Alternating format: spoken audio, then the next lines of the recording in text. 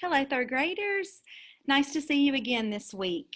And I hope all of our virtual learners that y'all are doing really well, as well as all of our children that are in the classroom. And we hope to eventually see everyone again. So the book this week from Mentor Sentence is called The Man Who Walked Between the Towers by Mordecai Gerstein, and it's a Caldecott Honor book. He also drew the pictures, and I wish I could do this book justice because it's going to be hard to show y'all the pictures through the computer, but at the same time I'm going to do my best because these are excellent illustrations. So this is a very talented man to be able to not only write the book but also illustrate the pictures. Also, something else about this book and why we're doing it this week. It talks about a tightrope walker walking across a rope from one twin tower to another twin tower. Well, we just came through September 11th. And September 11th is a very sad day for us to remember because that is when terrorists that do not like America flew airplanes into buildings called the Twin Towers, which were the two tallest buildings in New York City. And because the planes were flown into the towers, there are no longer Twin Towers there. And there's now a 9/11 memorial that you can go see that honors all of the people that and remembers all of the people and the rescue workers that lost their life during that tragedy. But this event happened before 9/11. And so it takes us through that and it tells us the year. So this is when the Twin Towers still existed. And so that's the neat part about this book. It goes over, it goes over a happy time of when the Twin Towers were still there. So one of the reasons why we're doing this book right now is because of when it happened. And September 11th was just last week. So let's keep that in mind as I read the book today. Now I'm going to share the screen with you and look at our sentence for the week. And I want you to try to look for this sentence as I read the book. Many winds whirled up from between the towers, and he swayed with them. Why don't you read it with me? Many winds whirled up from between the towers, and he swayed with them. Okay, so whenever we come to that sentence, give me a thumbs up. All right, here is the man who walked between the towers. Let's find out about this awesome, brave man. Also, the AR test number is 77196. Again, that is 77196. Once there were two towers side by side. They were each a quarter of a mile high, 1,340 feet, the tallest buildings in New York City. Like I just told you, look at how magnificent they were. A young man saw them rise into the sky. He was a street performer. He rode a unicycle. He juggled balls and fiery torches. But most of all, he loved to walk and dance on a rope he tied between two trees.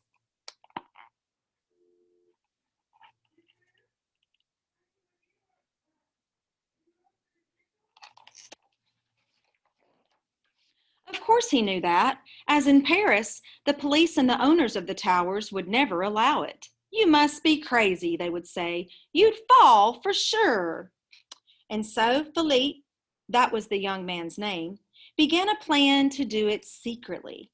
The buildings are not quite finished, he thought. Maybe if I dressed as a construction worker.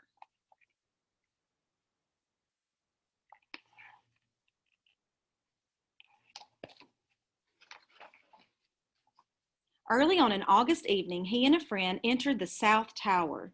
They got a 440-pound reel of cable and other equipment into the elevator, took it to the unfinished top 10 floors, and waited till nightfall when everyone had gone.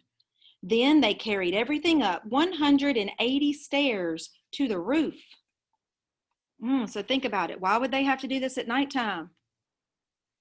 Oh, no one would be there. So this is when he could probably get away with it, right? At midnight, on the other tower's roof, two more friends tied a thin, strong line to an arrow and shot it across to Philippe, 140 feet away. It missed and landed on a ledge 15 feet below the roof. Bad luck, thought Philippe. Whew, was this a dangerous goal that he had? Absolutely dangerous goal, wasn't it? This was a brave man. He crawled down to the ledge over the sparkling city and got the arrow. To its line, he tied a stronger line, which his friends pulled back to their tower. To his end of the stronger line, Philippe tied the cable on which he would walk. It was 5/8 of an inch thick. Boys and girls, that's not even a whole inch. And he was going to walk on that rope. Wow.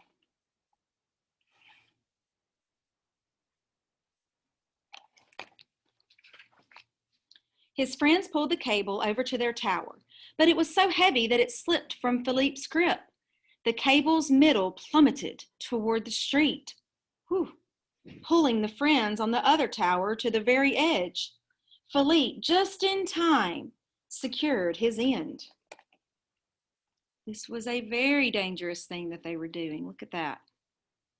They all could have fallen down, huh? It took 3 hours to pull the cable back up. Frantically, as the stars faded, they tightened it between the towers. It was past dawn before they were ready.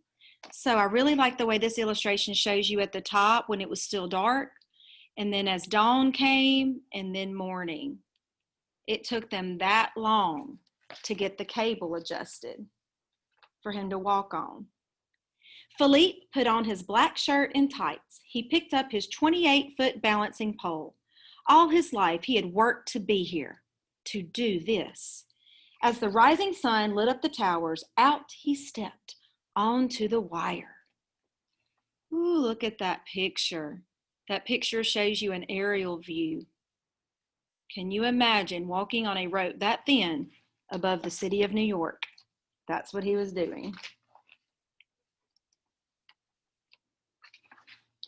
Out to the very middle he walked, as if he were walking on the air itself. Many winds whirled up from between the towers, and he swayed with them. There's your sentence. He could feel the towers breathing. He was not afraid. He felt alone and happy and absolutely free. Most of us would be freaking out. I know I would, but this gave him freedom. He was a tightrope walker. This is what he did. This is what he practiced his whole life for. And it gives him freedom. So this is when the illustrations get really cool. So it shows you this aerial view of him walking on the rope. And then when you open up the book, it gives you a bigger view of that. This side all the way to this side. Wow, look at that. So cool. He was walking over New York City. A woman coming from the subway might have been the first to see him. Look, someone walking on a wire between the towers. So again, here's a picture. If you look way up at the top there, look, he's way up at the top of those towers. And then here is the view of them looking up this time instead of down. Look at the woman. Then if you open it up, you get even more of a view. See how he's at the top there? And then look at this. All the people down below are watching him. Wow. Everyone stopped and looked up. They gasped and stared. It was astonishing. It was terrifying and beautiful. A quarter of a mile up in the sky, someone was dancing. Police saw it too. Officers rushed to the roofs of the towers. You're under arrest, they shouted through bullhorns. Philippe turned and walked the other way. Or who would come and get him? For almost an hour, back and forth, he walked, danced, ran, and knelt in a salute upon the wire. So he actually did other actions on the rope. He actually knelt down. Can you imagine the balance he had to have had? He even lay down to rest. The city and harbor spread beneath him. The sky surrounded him. Seagulls flew under and over. As long as he stayed on the wire, he was free. Now, this is an aerial view. Look at that. He laid down to rest on the wire, and look at the bottom where New York City is. See how close he is to the seagulls? How cool is that? When he felt completely satisfied, he walked back to the roof and held out his wrists for the handcuffs. They brought him to court. The judge sentenced him to perform in the park for the children of the city. Okay, so even though he did do something that was illegal and he was arrested for it, they figured this was a very talented man, and he just made history in the year of 1974 in New York City. So he gave him a very light sentence. So he just had to perform for the children in the park. Good thing, right? This he did happily, though during his performance, some boys playing on his wire jerked it, and Philippe fell. But caught himself. Of course he caught himself. If he can walk from Twin Tower to Twin Tower, he can definitely do that, right? Very talented man. Now the towers are gone. Like I mentioned before, there's no more Twin Towers, but there's a 9/11 memorial. But in memory, as if imprinted on the sky, the towers are still there. And part of that memory is the joyful morning, August 7th, 1974, when Philippe Petit walked between them in the air. So this is like an imaginary picture that he draws, imagining that they're still there. So it helps us remember the towers and a great historical event that happened there. So I hope that you all like this story. So now we're going to talk about some skills in the book. So I'm going to share my screen with you again. We're going to look at that. There's your sentence again. Many winds whirled up from between the towers, and he swayed with them. Now, as we move down to the lesson, let's look at the sentence. So skills to know. We've been going over this ever since we started school this year. So your complete subject, as you see here, is in red. And that would be many winds. Many what? Many winds. So that's why they go together. Your subject is who or what the sentence is about, and everything in front of it is called your complete subject. Your complete predicate, whirled up from between the towers, would be the complete predicate for that sentence.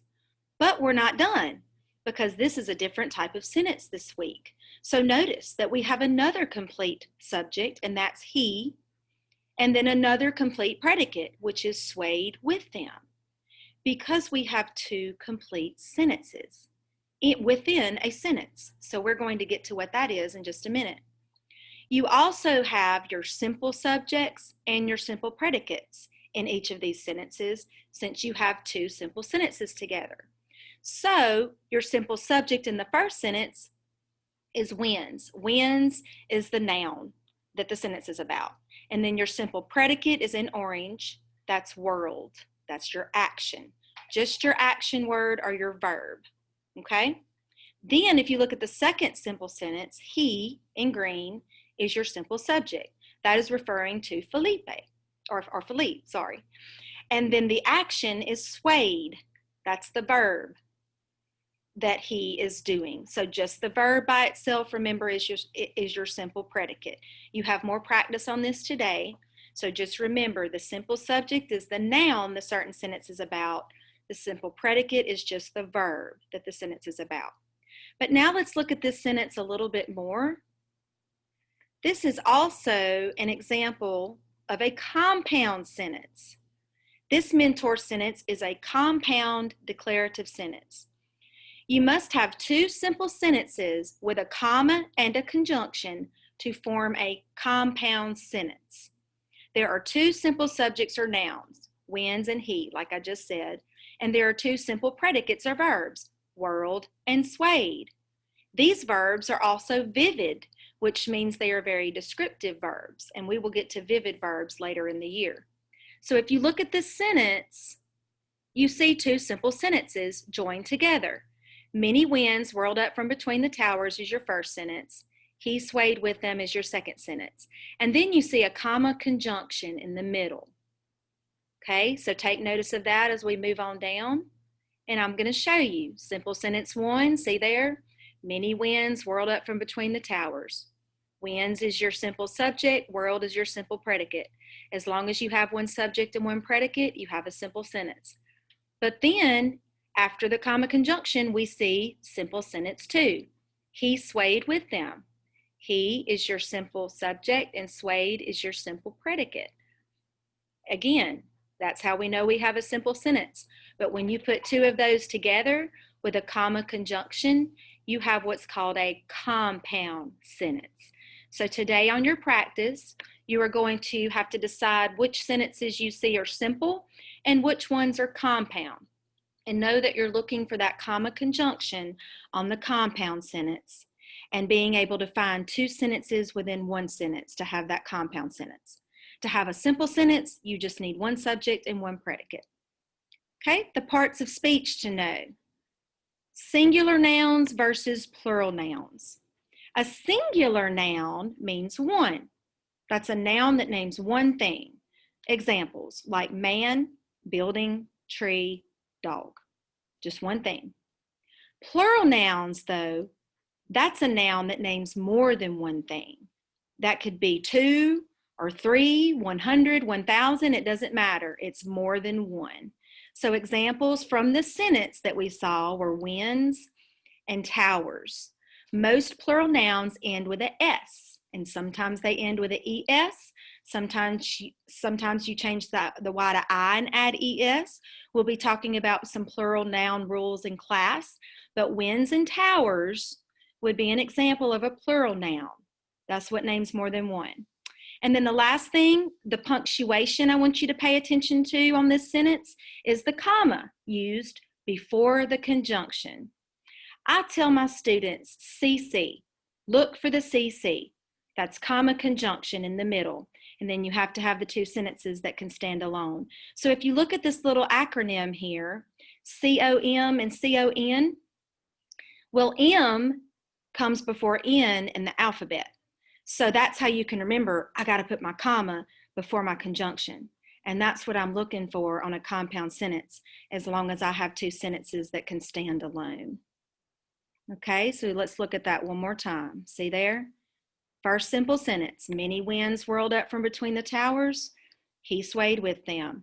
Boom, comma and in the middle, comma conjunction, CC. And that's how you know you have a compound sentence. All right, boys and girls, I've really enjoyed reading to you each week, and I hope these videos are helpful, and I hope this is helping you with your practice, so by the time we get back into the classroom, we can start doing mentor sentence in the room. And all the virtual students, I hope this is helpful to you as well each week as you're learning from home. I will see you next time. Bye.